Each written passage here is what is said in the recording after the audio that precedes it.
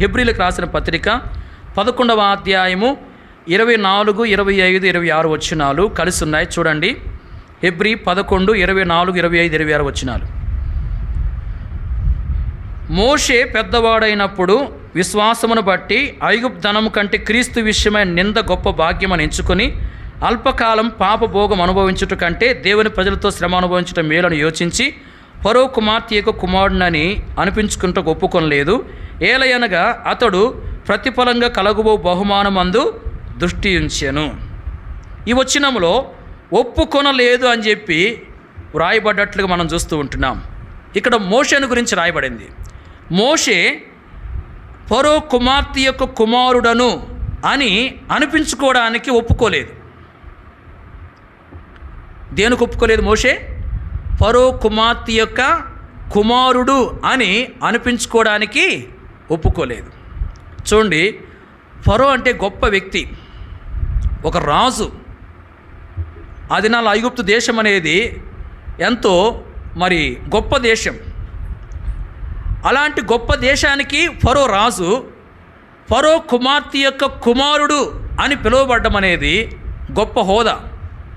కానీ అలా పిలువబడ్డానికి మోషే ఒప్పుకోలా.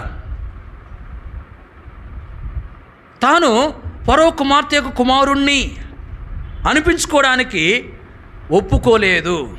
తను ఆ విధంగా ఒప్పుకోలేదు అంటే తను ఎలాంటి వాడుగా ఉన్నట్లు మనకు అర్థమవుతుంది అంటే, గమనించండి, ఐగుప్తు దేశంలో ఉండి ఫరో కుమార్తె యొక్క కుమారుడుగా ఉంటూ ఆ పాపభోగములో తను సుఖంగా ఉండొచ్చు.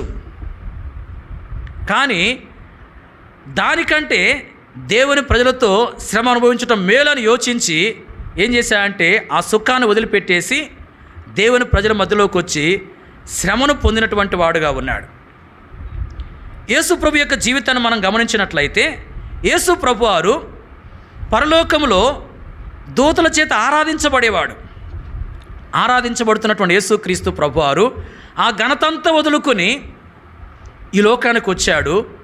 ఈ లోకంలో ఎన్నో రకాల బాధలు ఆయన పొందినవాడుగా ఉన్నాడు. చూడండి, మోషే సుఖాన్ని వదిలి శ్రమలున్న స్థలానికి వచ్చి శ్రమలు పొందాడు. సుఖమున్న స్థలాన్ని వదిలిపెట్టి ఆ సుఖాలన్నీ వదిలిపెట్టేసి శ్రమలున్న స్థలానికి వచ్చి శ్రమలు పొందినవాడుగా ఉన్నాడు మోషే. యేసు ప్రభువారు పరలోకంలో ఎంతో ఘనత ఉంది ఆయనకు. ఆ ఘనత వదులుకొని ఈ లోకానికి వచ్చి ఎన్నో అవమానాలని పొందినవాడుగా ఉన్నాడు.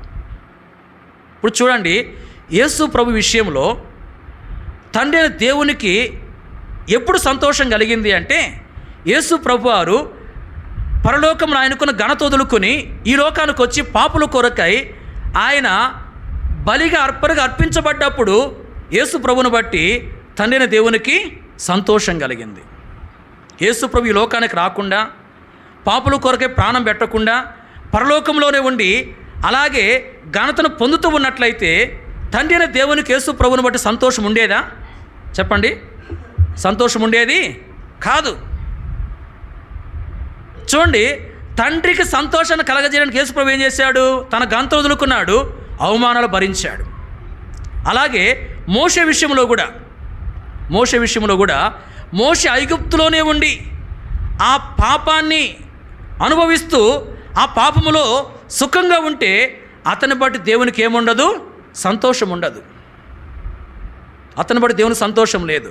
అతడు ఆ సుఖాన్ని, ఆ యొక్క పాపభోగం అంతటిని వదిలిపెట్టేసి దేవుని ప్రజల మధ్యలోకి వచ్చి ఇశ్రాయేలు దగ్గరకు వచ్చి వారితో శ్రమలు అనుభవించినప్పుడు దేవుడు మోషేని బట్టి సంతోషిస్తూ వచ్చాడు.